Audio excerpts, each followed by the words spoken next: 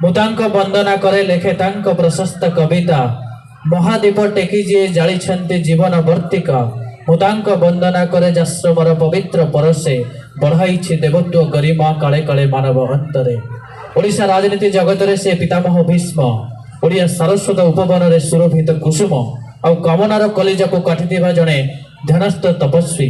हाँ दर्शक बंधु मु कहूची जीवंत किंवदंती डॉक्टर प्रसन्न पाठशाणी कथा आपण मानक जोरदार करताली रे स्वागत करी आज संध्यार मुख्य अतिथि आम समस्त प्रणम्य मनीष डॉक्टर प्रसन्न कुमार पाठशाणी महोदय को आसर को संबोधित करने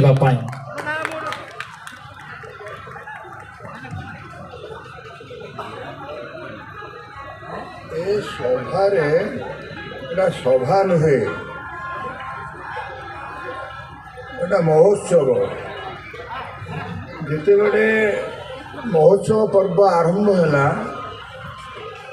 से प्रसन्न पाठशाणी कही राजनीतिक आलोचना कर हनुमान पड़े आसल आपण मैंने जो मैंने अच्छा माँ मान को भूमिष्ठ प्रणाम होची एवं गुरु गुरुजन पिता मान को मंच जो मैंने अच्छा आम मातृ यही गाँव रे ना करी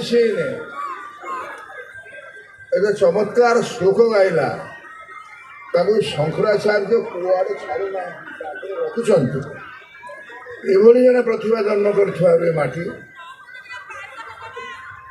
मुझे प्रथम धन्यवाद अर्पण कर जो मान को मुझे देखुची मोर पुराणा बंधु सब टोका गुड़ाक बुढ़ा हो बुढ़ा गुड़ाक चली गले आउ कोरोना न आसू आमको न नौ आज सभा एक धर्मर सभा मु दुईटी ना छाड़देली ए दुई भाई शिशिर आउ बेणु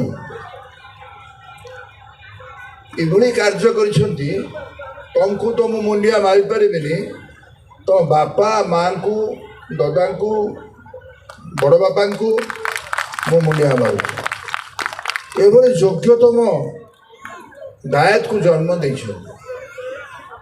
अरे कौटी से पत्थर आनिल से पत्थर चढ़ला बेले पाद आउ फटका हेनी 22 पाहाच डेले तो जगन्नाथ को भेट कि राम को भेट कि लक्ष्मण को भेट कि सीता को भेट मु आगतुरा पड़ेली से देखिकी अभिभूत हो गली एत बड़ देउल महाप्रभु रामचंद्रंकर लक्ष्मणकर माँ सीतांकर हनुमानकर एत बड़ देउल नाई ताहा उन्मोचन है मत डाक कि न डाक मुझे से डाकी सारे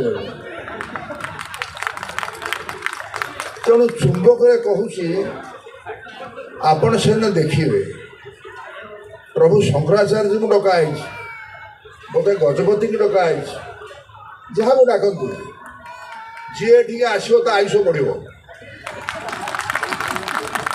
मु बुढ़ा है कौच मु कहीं बुढ़ा है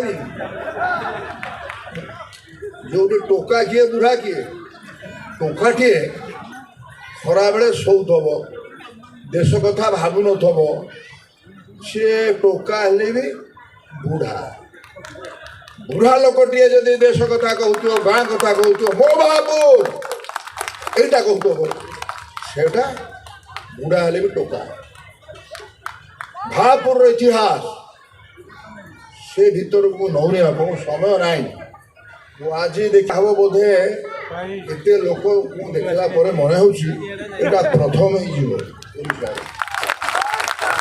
कहीं महोत्सव मत सब ईर्षा करती मु सब थे थाए कौन ये देखिली मु भापुर गर्व तार गाड़ीमा विश्ववंदित हम बेणु जो मन रख ता भाया लोकटे मिले सी मत फोन कला बोले कौन रे ना आपन को आसवा हम बोले हौ मु निश्चय जीवी तुम बंधु मान को प्रणाम हेबी ଆଉ ଦେଖିବି। ଆଜିର ଏ ମହୋତ୍ସବ ଦେଖିଲା ପରେ ମୋର ମନେ ହୁଏ ଭାପୁର କହିଦେଲେ ଭା ଅର୍ଥ କ'ଣ? ଭା ଅର୍ଥ ଆଲୋକ ଖଣ୍ଡରେ ରତ ହେଲା ଭାରତ। ଭାରତ ଭାରୁ ଭାତ ଅନ୍ନମୟ କୋଷ ପିଣ୍ଡମୟ କୋଷ। ଏଇ ମାଟିରେ ଦିନେ ଭାପୁର ଯାହା ଦଉଥିଲା ଉଡ୍ର ସଭ୍ୟତାରେ ଆମେ ରାଜନୀତି ନକରି ଏଇ ଚର୍ଚ୍ଚା ଗୁଡ଼ା କରିବା। ଯାହା ଇତିହାସ ରହିଛି ଏବଂ ଭାପୁର କିଭଳି ଇତିହାସ କରିଛି ଏବଂ ସେ ଇତିହାସ ପୁରୁଷମାନଙ୍କୁ ଆଲୋଚନା କରିବା। এই অঞ্চଳରେ କେତେ ବୈଜ୍ଞାନିକ, କେତେ କଳାକାର, କେତେ କବି କି ଜନ୍ମ ଦେଇଥିବା ମାଟି। ପାଲା ଗାୟକ ଦାସକାଠିଆ ଏଇ ଯେଉଁ ସଂସ୍କୃତି ଥିଲା ଆମର ଏବଂ ପାଖରେ ଏଡ଼େ ବଡ଼ ଜଗନ୍ନାଥ କଣ୍ଟିଳ ନୀଳମାଧବ ଭଳି ତାକୁ ତ ଆମେ ତର୍ଜମା କରୁନେ। ପାଖରେ ଏଡ଼େ ବଡ଼ ନଦୀ ଭିତରେ ମହା ଶବ୍ଦ କେବଳ ଓଡ଼ିଆ ଜାତିର ମହାପ୍ରଭୁ ମହାଭୋଗ ସବୁ ମହାଶବ୍ଦରେ। ଭାପୁରରେ ସେମିତି ରହିଛି। ଭା ହେଲା ଆଲୋକ ଖଣ୍ଡରେ ରତ ସାଧନାରେ ରତ ଏବଂ ସେଇ ଭାରତ ଭାତରୁ ଭାରତ। ଏବଂ ଏହା କହିଲେ ସମୟ ଲାଗିବ। ତା ଭିତରେ ଚୁମ୍ବକରେ କହିଦେଉଛି ଭାବୁ ତୋର ଇତିହାସ ତୁ ଜାଣିଛୁ। ଖଣ୍ଡପଡ଼ାର ଏତେ ବଡ଼ ମହାମହିମ ବୈଜ୍ଞାନିକ କାଠିଟେରେ ମାପି ଦେଉଥିଲା ପାହାଡ଼କୁ। ପୃଥିବୀରେ କେଉଁ ବୈଜ୍ଞାନିକ ମାପି ନାହାନ୍ତି।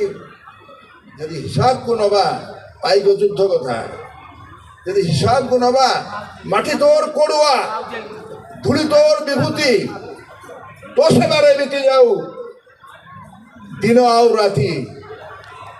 এই সেবা আর ପୂର୍ବପୁରୁଷମାନେ କରିଥିବାରୁ ଜଗନ୍ନାଥ କହିଲେ ଏବଂ ମହାପ୍ରଭୁ ରାମଚନ୍ଦ୍ର ଯିଏ ତ୍ରତୀୟାରେ ରାମ ଦ୍ୱାପରରେ ସିଏ କୃଷ୍ଣ କଳିରେ ସେ ଜଗତନାଥ।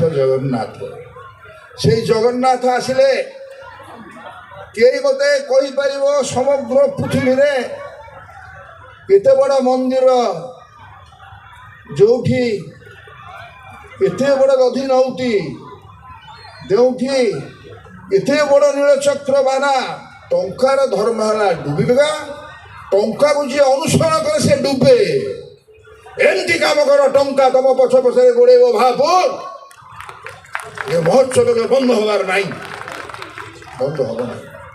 ତେଣୁ ହେ ପୁଣ୍ୟମନ୍ତମାନେ ମା ମାନେ ବସିଛନ୍ତି ଦେଖିବା ପାଇଁ ଜାତ ତାଙ୍କୁ ଦେଖେଇ ଦିଅ ଏବଂ ଆଗାମୀ ବର୍ଷ ଆହୁରି ବଡ଼ ଆକାରରେ ଆପଣମାନେ ଦେଖିବେ। ସୋଭନିୟର ଗୋଟେ ବାହାର କର ତୁମମାନଙ୍କୁ ମନେ ରଖିବେ। ଅନେକ କଥା ଅଛି ମୁଁ ପରେ କହିବି। ଆଜି ମୋର ଆଉ ଗୋଟେ କାର୍ଯ୍ୟକ୍ରମ ଅଛି ରାତିରେ ମଧ୍ୟ ସେ ଯୋଗ ଦେବି। ସେଇଥିପାଇଁ ମାଆ ମାନଙ୍କୁ ପୁଣି ଆଉ ଥରେ ମୁଣ୍ଡିଆ ମାରୁଛି। ବାପାମାନଙ୍କୁ ସେଇଭଳି ବାପା ବା କହିଲେ ବାଇ ପା କହିଲେ ପାଣି ନିର୍ଗୁଣ ନିରାକାର ପରମ ବ୍ରହ୍ମ ଅନନ୍ତ ଆକାଶ ବାପା ମୋର ମା ଯାହା ଉପରେ ମୁଁ ଠିଆ ହେଇଛି ସେଇ ମାଟି ମୋର ହେଲା ମା।